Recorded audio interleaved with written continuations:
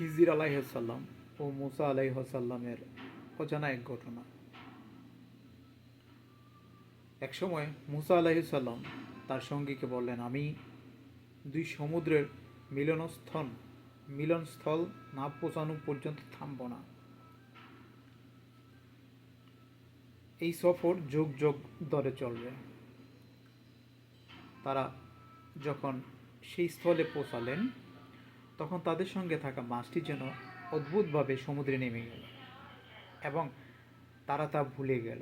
মুসা আলাইহিসসালাম তার সঙ্গীকে বললেন, আমরা ক্লান্ত, নাস্তা আনো। তখন তার সঙ্গী স্মরণ করালো মাছটি সমুদ্রে চলে গেছে, যা শয়তানের প্ররোচনায় সে ভুলে গিয়েছিল। মুসা আলাইহিসসালাম বললেন, এ স্থলেই আমরা খুঁজছিলাম। পরবর্তী সময়ে তারা সাক্ষাৎ পেলেন আল্লাহর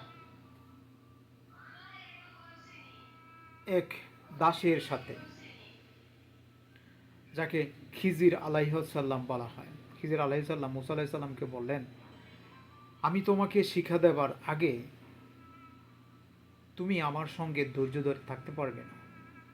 মুসা আলাইহিসসালাম বললেন, প্রতিশ্রুতি দিলেন আল্লাহ চাইলে ধৈর্য ধরবেন এবং কোনো আদেশ অমান্য করবেন না। খিজির আলাইহিসসালাম বললেন, আমার সঙ্গে চললে যতক্ষণ না আমি ব্যাখ্যা দিই তুমি প্রশ্ন করবে না।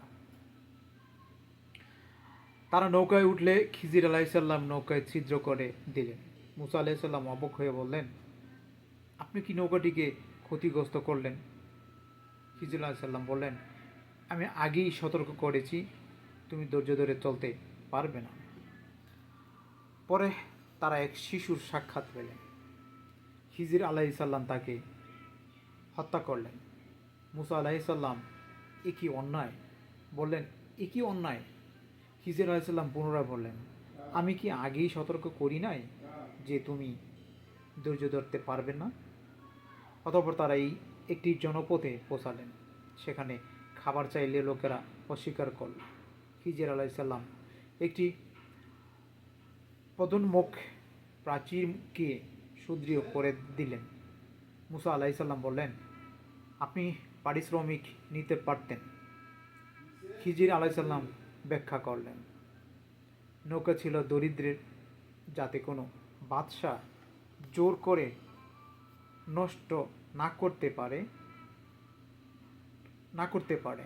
ছোট ছেলেটি ছিল মুমিন পিতার সন্তান, তাই তার পরিবর্তে আল্লাহ দান করবেন উন্নত সন্তান। প্রাচীর ছিল দুই এতিম ছেলের জন্য, যার নিচে তাদের ধন লুকানো। তাদের পিতা ছেলের জন্য যা নিচে ধন লুকানো, তার পিতা নেক ছিলেন, তাই প্রাচীর তাদের জন্য রক্ষা হিসেবে স্থাপন করা হয়েছিল। এই কাহিনী আমাদের শেখায় খিজির আলাইহিসসালাম এর কাজের পেছনে আল্লাহর গভীর পরিকল্পনা ও রহস্যময় জ্ঞান নিহিত, যা সাধারণ মানুষের বোধে সবসময় ধরা পড়ে না। মুসা আলাইহিসসালামের ধৈর্য এবং বিশ্বাসী এই শিক্ষা গ্রহণের মূল চাবিকাঠি। আল্লাহ আমাদের সবাইকে ধৈর্যশীলদের অন্তর্ভুক্ত করুন।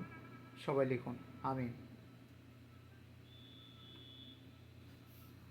এটি সূরা কাফ ৬০ এবং ৮২ আয়াত।